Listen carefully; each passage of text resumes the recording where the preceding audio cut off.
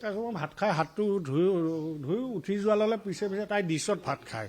ডিছখন পিছৰ পৰা মোক মাৰি কিনে ভাঙি দিলে গোটেই লুটু পুটু। তাৰপিছত মই বাথৰুমত যাই গা পা ধুই আহি মই ড্ৰেছ চেঞ্জ কৰিলোঁ। তাৰপিছত আহি মোক 4 চৰ মাৰিছে গালত। তাৰপিছত মই হ'ব দে ৰাতিপুৱা কথা পাতিম। তাৰপিছত আকৌ 3 ঘুচা ইয়াত মাৰোঁতে মই কিন্তু ঠেলি দিছোঁ, মাৰা নাই তাইক। তেতিয়া লগালগ ভনীয়েকক ফোন কৰিছে, তোৰ কি সংগঠনৰ ল'ৰা আছে লৈ আহ আৰু পুলিচ লগত লৈ আহ, ইয়াক আজি ফচাম। মই নিয়া বস্তুবিলাক ভালকৈ ৰাখিবি। মই নিয়া বস্তু মানে ভালকৈ ৰাখিবি মানে মই ইমান মাইণ্ড কৰা নাছিলোঁ। পিছতে গম পালোঁ ৰুমটো খোলাৰ পিছতে সোণ গহনা প্ৰায় 27 লাখমান টকাৰ সোণ গহনা আছিল। গোটেই কেছ মেমো মোৰ লগত আছে, চব বস্তু লৈ গৈছে। তাৰপিছত তাই পুলিচ মাত বুলি কৈ মোক আগে পিছে গ্ৰিল মাৰি দিলে, মই ওলাব নোৱাৰা কৰি। তেতিয়া মই পিছৰ গ্ৰিল দি মই ওলাই গুচি গ'লোঁ। তাৰপিছত 7 মিনিটত পুলিচ আহিল আৰু ভনীয়েকে ইন'ভা এখনত ল'ৰা 1গালমান লৈ আহিছে। ল'ৰা লৈ আহিছে, আনি কেনে দূৰৰ পৰা মই চাই আছোঁ। 10 মিনিটত পুলিচ আৰু ল'ৰাৰ লগত তাই ওলাই গ'ল। তাৰপিছত মালিকৰ গেটৰ তলাটো মাৰি থৈ গৈছে।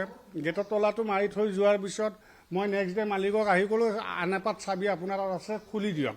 তেতিয়া মালিকে ক'লে যে চাবিটো মই দিব নোৱাৰোঁ, কিয় তাই ৰাতিপুৱা ফোন কৰি কৈছে পুলিচে খুলি দিব মানা কৰিছে। তেতিয়া মালিকক মই ক'লোঁ ঠিক আছে নালাগে।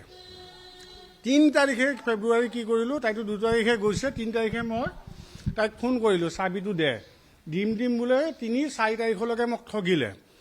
5 তাৰিখৰ পৰা মোৰ কোনো ফোন ৰিচিভ নকৰে, ফোন কাটি দিয়ে, মোৰ কোনো মেছেজৰ ৰিপ্লাই নিদিয়ে।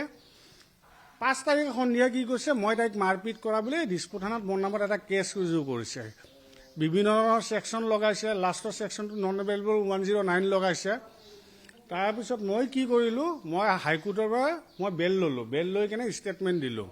দি কিনে মই নেক্সট FIR এখন দি দিলোঁ যে মোৰ ৰুমো তলা মাৰিছে, ঘৰৰ বস্তু চব নিছে, থানাত কেছো ৰেজিষ্টাৰ হৈ গৈছে। আপোনাৰ কেছ ৰেজিষ্টাৰ হোৱাৰ পিছতো পুলিচক কৈ আছোঁ, পুলিচে কোনো ষ্টেপ লোৱা নাই, কৈছে এইটো ক্ৰছ কেছ। মই কৈছোঁ ঠিকে আছে।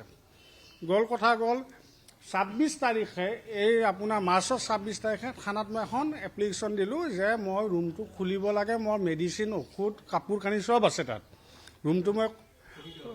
ৰুমটো খুলিব লাগে বুলি মই এপ্লিকেশ্যন এখন দি আহি মালিকক এপ্লিকেশ্যনখন মই দেখালোঁ। মালিকৰ অনপাত চাবি দি তলাটো খুলি দিলে। সিদিনা মই তলাটো খোলাৰ পিছত মোৰ তলা মই মাৰি দিছোঁ। তাৰপিছত মই ভিতৰত সোমোৱা নাই আৰু।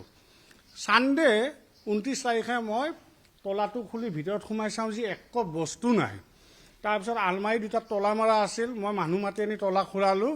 আলমাৰীটোৰ একো নাই, ডায়মণ্ড আছিল, আপোনাৰ প্লেটিনাম আছিল, মংগলসূত্ৰ আছিল, চেইন আছিল, চেইনডাল তাই পিন্ধিয়ে আছে।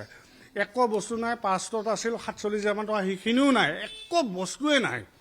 লগালগ মই থানাত যাই 30 তাৰিখে এখন আকৌ নতুনকৈ FIR দিলোঁ যে পুলিচক ক'লোঁ যে আপোনালোকে মানুহ আহক, থানাৰ মানুহক তদন্ত কৰক, মালিকক সোধক, ইভেন মালিককো বেয়াকৈ কৈছে, তদন্ত কৰক, দোষীক সঁচা শাস্তি দিয়ক, মই যি দোষী মোক শাস্তি দিয়ক, ক'বলগীয়া একো নাই। কিন্তু তাৰপিছত গম পালোঁ এনি টাইম মাক জীয়েক খানাতে বহি পুলিচৰ লগত লেকচাৰ মাৰি বহি থাকে। আইনে যদি এনেকুৱা কৰে, এটা আছামী যদি তাতে বহি যদি এনেকৈ কৰি থাকে, মই পুলিচত তাত যাই মই হাইৰাণ হৈ গৈছোঁ।